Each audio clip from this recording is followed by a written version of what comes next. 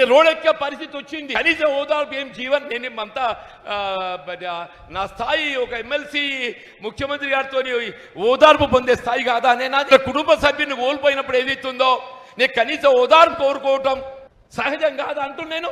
ఒక కాంగ్రెస్ కార్యకర్త అతి దారుణంగా చంపబడితే ఏ కార్యకర్తల అండదండలతోని ఏ కార్యకర్తల శ్రమతోని ఇలా ప్రభుత్వం ఏర్పడే ముఖ్యమంత్రిగా నీకు అవకాశం వచ్చిందా?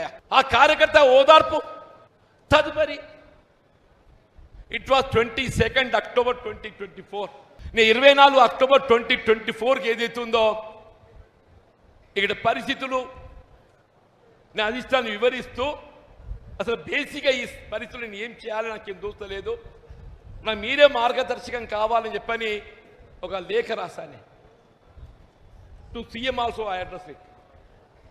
Not even acknowledgement.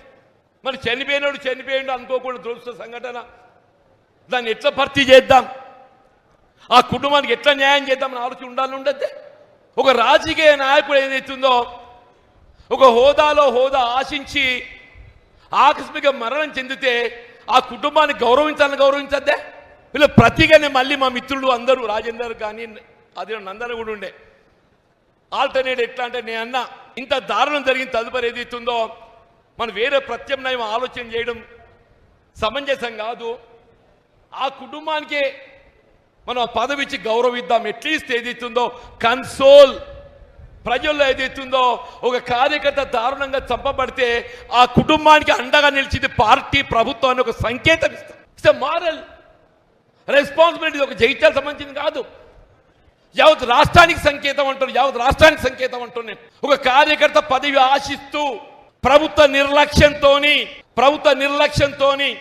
వీళ్ళు దారుణంగా చంపబడితే ఆ కుటుంబాన్ని గౌరవించడానికి మారల్ రెస్పాన్సిబిలిటీ ఓన్ చేద్దామంటే స్పందన లేదే.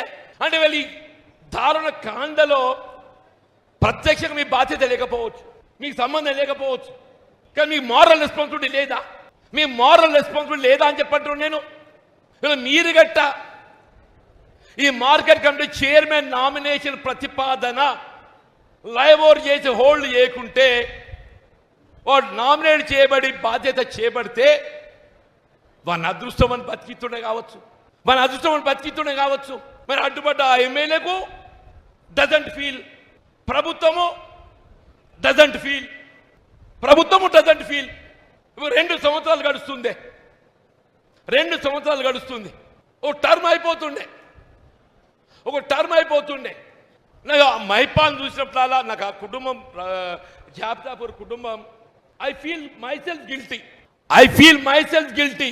వాళ్ళు ఒక విధంగా ఏదైతుందో ఆ గంగారెడ్డి నామినేషన్ చేయించలేకపోవడం లోపల నా వైఫల్యం కూడా కారణం.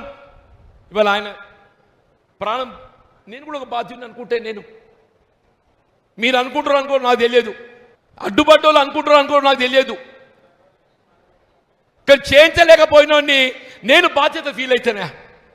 నేను ప్రభుత్వం కొనసాగు అని చెప్పంటే నన్ను ఏ విధంగా కొనసాగమంటారా?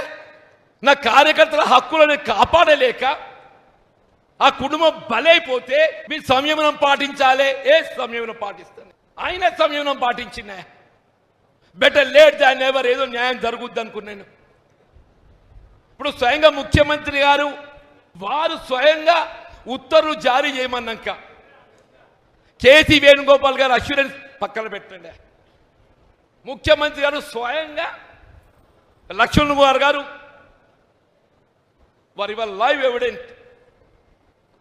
ఎవిడెంట్ వారు సుముఖంగా ఏదైతుందో ఉత్తర్వులు జారీ చేయమని చెప్పినాక ముఖ్యమంత్రి గారి యొక్క మాటకే ఇవాళ ఏదైతుందో మరి విలువ లేక కార్యకర్త కిరాతంగా బలైపోతే మరి ఎక్కడ రక్షణ అని చెప్పంటుండే ఎవరు కాపాడాలంటుండే?